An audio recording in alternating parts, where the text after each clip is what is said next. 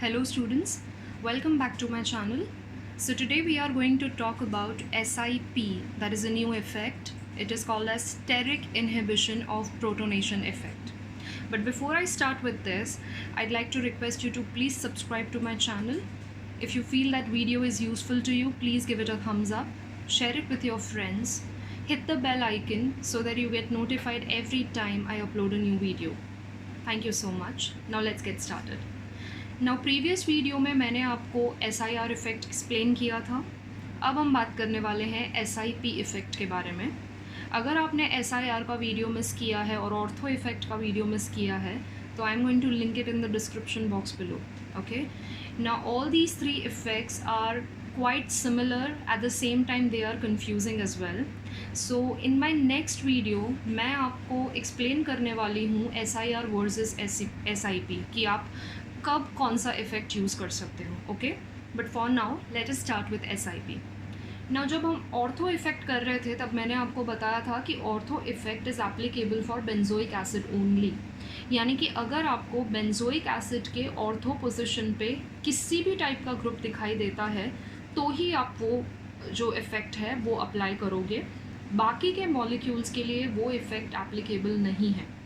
Now SIP effect जो हम आज करने वाले हैं that is mainly applicable for aniline. Okay, aniline के अलावा वो 2-3 और कंपाउंड्स के लिए एप्लीकेबल है, but for you have to remember that it is only applicable for aniline. तो ये दो एक्सक्लूसिव इफ़ेक्ट्स हो गए.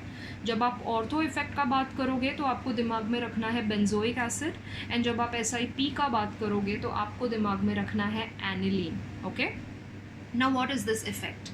इसमें भी स्टेरिक है. स्टेरिक मतलब again steric hindrance, it is crowding और bulkiness, and because of this steric hindrance there is inhibition of protonation.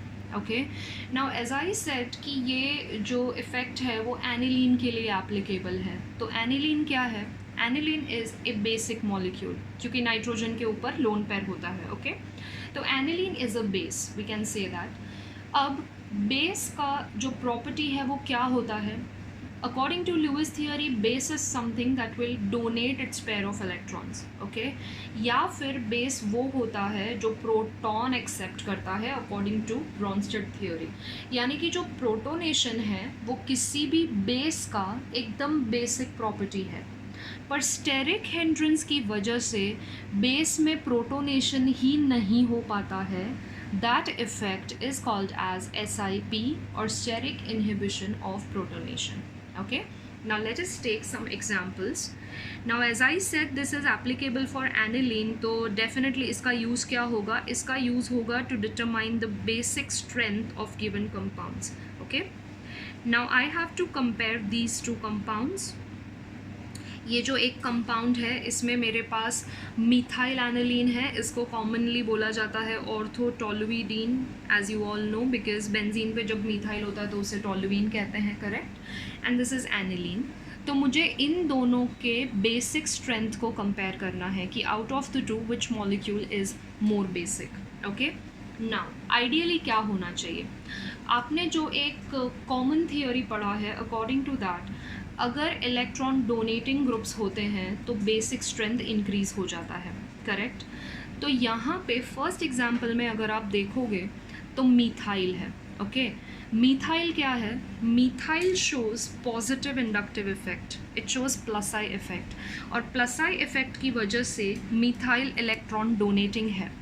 तो अब अगर ये इलेक्ट्रॉन डोनेटिंग ग्रुप इधर प्रेजेंट है तो फिर इसका बेसिक स्ट्रेंथ ज़्यादा होना चाहिए. क्यों ज़्यादा होना चाहिए? बिकॉज ये जो लोन पेयर है वो तो रिंग के साथ रेजोनेंस में इन्वॉल्व हो जाएगा. मतलब ये लोन पेयर चला जाएगा तो नाइट्रोजन के ऊपर पॉजिटिव चार्ज आ जाएगा, और उस पॉजिटिव चार्ज को स्टेबलाइज करने का काम करेगा CH3, क्योंकि वो उसके एडजेसेंट पोजिशन पे पॉसिबल है, thereby increasing the basicity of this. लेकिन इसमें ऐसा कुछ नहीं होता है.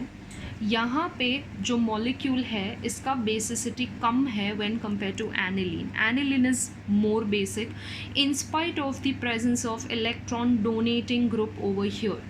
नाउ इसका क्या रीज़न है? इसका रीज़न है SIP. Okay, now let us try to understand what exactly SIP is. Now base के लिए सबसे इम्पॉर्टेंट चीज़ क्या होती है? प्रोटोनेशन होती है. Okay, so let us try to protonate this. So suppose I take orthotoluidine, ठीक है, और अगर मैंने ऑर्थोटोलुइडीन का प्रोटोनेशन किया, सो नेचुरली प्रोटोनेशन कहाँ पे होगा? Protonation should take place on nitrogen, because nitrogen के पास लोन पेयर है, तो वो लोन पेयर क्या करेंगे? प्रोटॉन के साथ बॉन्ड बनाने के लिए यूज़ हो जाएंगे. So I am going to get something like this.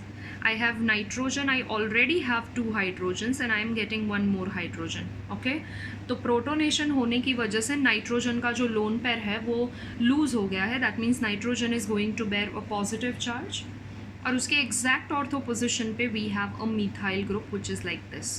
Okay, now अगर आप इस मॉलिक्यूल को ध्यान से देखोगे, ये ऑर्थोटोलुइडीन का कॉन्जुगेट एसिड है. ओके, तो जब आप बेस का प्रोटोनेशन करते हो तो आपको क्या मिलेगा? कॉन्जुगेट एसिड मिलेगा.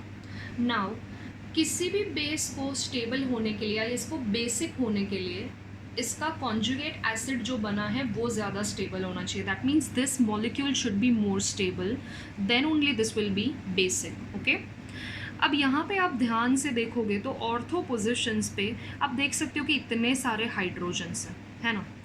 अब इतने सारे हाइड्रोजन्स हैं तो फिर क्या होगा? उनके बीच में रिपल्सिव इंटरैक्शंस होंगे, और ये सभी हाइड्रोजन्स में अगर रिपल्शन होगा तो ये मॉलिक्यूल अनस्टेबल हो जाएगा. मतलब ये जो कॉन्जुगेट एसिड है इट विल गेट डीस्टेबलाइज्ड. अगर कॉन्जुगेट एसिड अनस्टेबल हो रहा है या अगर ये डीस्टेबलाइज हो रहा है तो इसका मतलब क्या है? कि यहाँ पे प्रोटोनेशन जो है वो इफ़ेक्टिव नहीं है, क्योंकि अगर प्रोटोनेशन इफेक्टिव होता तो ये डीस्टेबलाइजेशन होता ही नहीं. This wouldn't have been destabilized, it would have been a stable acid. लेकिन यहाँ पे प्रोटोनेशन की वजह से इतने सारे हाइड्रोजन्स एक साथ आ जाते हैं which causes repulsion, thereby destabilizing this molecule. Okay, अब अगर ये डीस्टेबलाइज हो गया है that means protonation is not an effective process here. Whereas in case of aniline, aniline के केस में क्या होगा? ऑर्थो पोजिशन पे तो कोई ग्रुप है ही नहीं. दैट मीन्स एनिलीन में आप बहुत अच्छी तरह से प्रोटोनेशन कर सकते हो, आराम से आप प्रोटोनेशन कर सकते हो. प्रोटोनेशन होने के बाद आपको जो इसका कॉन्जुगेट एसिड मिलेगा वो भी बहुत ही ज़्यादा स्टेबल होगा, because there will not be anything called as repulsion due to steric hindrance. That is why इन दोनों में से एनिलीन इज़ मोर बेसिक. तो इलेक्ट्रॉन डोनेटिंग ग्रुप है, लेकिन इलेक्ट्रॉन डोनेटिंग ग्रुप होने के बावजूद भी प्रोटोनेशन स्टेबल प्रोसेस नहीं है. That is why this is less basic and this is more basic. Okay, now let us take another example. I will take one more example to explain you this effect.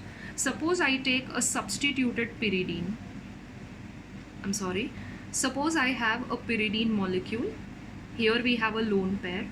And आप imagine करो कि यहाँ पे tertiary butyl groups present है. Okay, ये pyridine है और यहाँ पे टर्शियरी ब्यूटाइल ग्रुप्स प्रेजेंट है, and I am going to compare it with plain pyridine. Okay, इसमें कुछ भी नहीं है. आपको फाइंड आउट करना है कि इन दोनों में से ज़्यादा बेसिक कौन है. नाउ जैसे मिथाइल इलेक्ट्रॉन डोनेटिंग ग्रुप था, वैसे टर्शियरी ब्यूटाइल भी तो इलेक्ट्रॉन डोनेटिंग ग्रुप है. ओके, और इलेक्ट्रॉन डोनेटिंग ग्रुप होने की वजह से बेसिक स्ट्रेंथ बढ़ना चाहिए. लेकिन यहाँ पे भी क्या होगा? SIP effect will take place. SIP effect होने की वजह से अगर आप यहाँ पे प्रोटोनेशन करते हो तो वो हाइड्रोजन और ये जो मिथाइल के इतने सारे हाइड्रोजन हैं उनके बीच में रिपल्सिव इंटरैक्शंस होंगे, बिकॉज ऑफ विच आपको इसका जो कॉन्जुगेट एसिड मिलेगा वो स्टेबल नहीं होगा, it will get destabilized. Okay, whereas pyridine के केस में ऐसा कुछ भी नहीं है. pyridine में there are no groups present at ortho positions. Okay, कोई ग्रुप्स ही नहीं है, तो आप इसमें आराम से प्रोटोनेशन कर सकते हो. प्रोटोनेशन करने के बाद आपको जो कॉन्जुगेट एसिड मिलेगा वो बहुत ही ज़्यादा स्टेबल होगा. ओके, और वो बहुत ज़्यादा स्टेबल होगा. इसका मतलब क्या है कि ये जो लोन पेयर है, ये लोन पेयर वो ईजीली डोनेट हो पाएगा when compare to this. So that is why out of these two pyridine is going to be more basic. Okay, so this effect is called as SIP effect. I hope you have understood this. Be sure to join me in my next video where I will be talking about SIP versus SIR effect. Okay, ये दोनों effects को आप कैसे apply कर सकते हो, दोनों में क्या सिमिलैरिटीज़ है, क्या डिफरेंसेस हैं, and that is going to help you in solving the questions on basic strength. Okay, until then, bye bye, thank you so much.